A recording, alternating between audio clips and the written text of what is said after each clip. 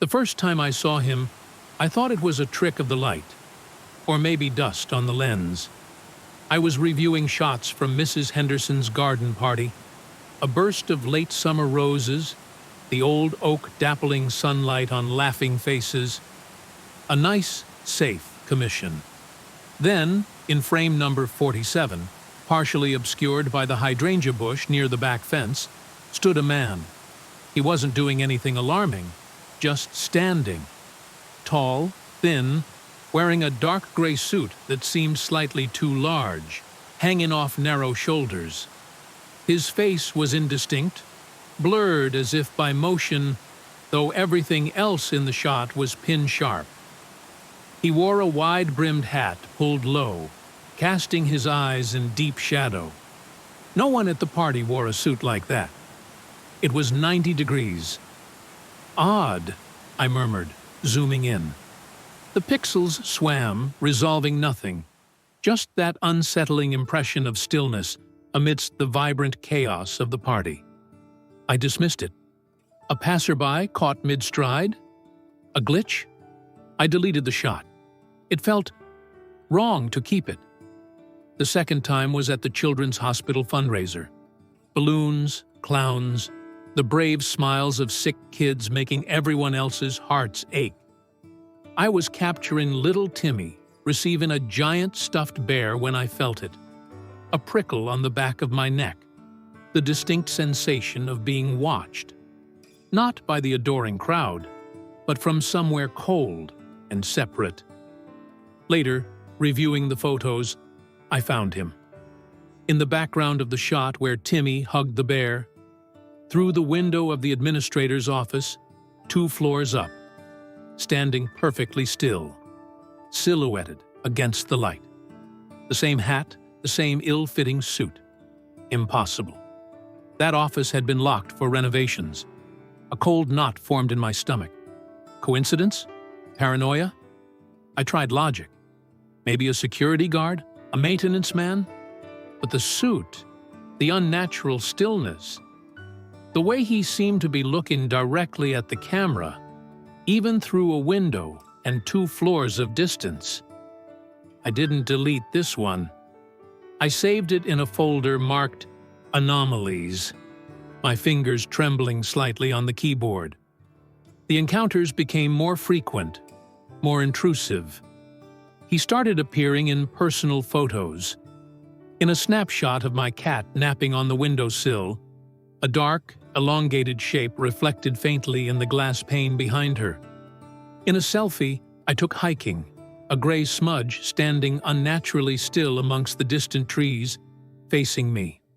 Always in the background, always static, always watching. Never closer, but never further away either. His presence became a constant, silent hum beneath the surface of my life. Sleep became fractured. I started seeing him in peripheral vision, a flicker of gray at the edge of a crowded street, a hat brim vanishing around a corner. I'd whirl around, heart hammering, only to find nothing. The rational explanations crumbled. I scanned the anomalies folder obsessively. Zooming in yielded nothing but digital noise, yet the impression of features beneath the blur and shadow became more defined, more hateful. A thin, lipless mouth? Deep-set eyes that held no light? Then came the Lawson wedding, an opulent affair in a grand old hotel. Crystal chandeliers, cascading flowers, the air thick with perfume and forced merriment. I was in my element, directing the bridal party on the sweeping staircase, capturing the nervous groom. During the reception, amidst the whirl of dancing, I felt the familiar icy dread. Stronger, closer. My hands shook as I raised the camera, not to capture joy, but to hunt the shadow. And there he was, in the reflection of a gilt-framed mirror hanging above the dessert table. Not outside, not distant. Inside the crowded ballroom, standing behind a cluster of laughing aunts, perfectly still amidst the motion. His head was tilted slightly, as if studying the reflection itself, studying me through the lens. The suit hung limply, the hat brim a dark void. This time, the blur on his face seemed less like motion and more like static. Like bad reception on an old TV. Panic clawed its way up my throat. I lowered the camera, scanning the spot in the room where his reflection should have been. Nothing. Just the oblivious ants. I pushed through the crowd, my breath coming in short gasps, bumping into guests. I reached the spot near the dessert table. Empty space, but the air there felt colder, thinner, and there was a smell, faint, acrid, like ozone and something long buried. I fled the reception, muttering excuses about equipment failure. Back in my dark room, a relic, I know, but I prefer the tangible alchemy of chemicals, I developed the film from the wedding with frantic haste. The negative of the mirror shot emerged in the developer tray. My blood froze. He wasn't just in the reflection. He was clearer. The static on his face had resolved. Beneath the hat brim were eyes, deep, empty sockets that seemed to absorb the dim red safe light. And his mouth, it wasn't lipless. It was stretched into a rictus grin far too wide for any human face, filled with tiny needle-like points. He wasn't looking at the scene. He was looking out of the reflection, directly at me. And in his long, skeletal hand, partially obscured by the ants, he held something small and pale. It took me horrifying seconds to recognize it. A tiny, perfectly formed human finger bone. That night, the dreams began. Not dreams, really. Visitations. I'd find myself standing in a vast gray space, featureless, silent, cold. And he'd be there. Not distant, not blurred, clear. His suit was the gray of tomb dust, his hat the black of a collapsed star. His face, impossible angles, that terrible grin splitting it ear to ear, those empty sockets fixed on me. He never moved. He never spoke. He just watched. And the pressure of his gaze was a physical weight, crushing my chest, freezing my limbs. I'd wake screaming, drenched in cold sweat, the smell of ozone thick in my nostrils, convinced I could still see the afterimage of that grin fading in the darkness. The photos became my curse and my obsession. He appeared everywhere now. In holiday snaps sent by friends, a gray smudge near the edge of the Grand Canyon. In news footage, standing unnaturally still on an empty sidewalk behind a reporter during a storm. He was seeping into the world's background, and only I seemed to notice. Or could notice. Desperation led me down dark digital rabbit holes. I scanned the XIF data of every photo he appeared in, searching for patterns, anomalies, nothing, until I cross-referenced the locations with my own life. Every place he manifested, I had been there before, years before.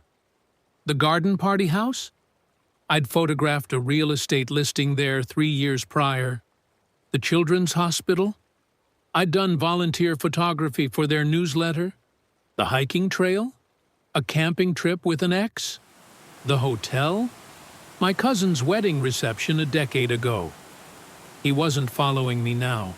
He was haunting the echoes of my past, my photographic past.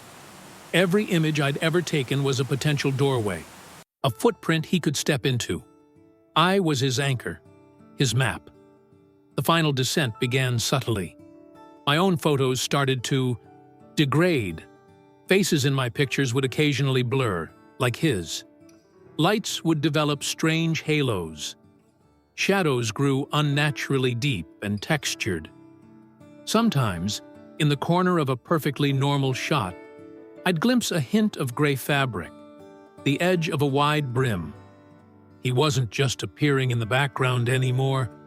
He was becoming part of it, bleeding through. One rainy Tuesday, trapped in my apartment by the storm and my own terror, I did the unthinkable.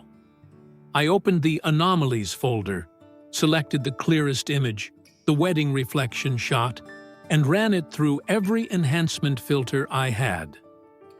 I pushed the software beyond its limits, amplifying shadows, sharpening edges, pulling detail from the digital noise. The image on the screen warped and pixelated, then suddenly resolved.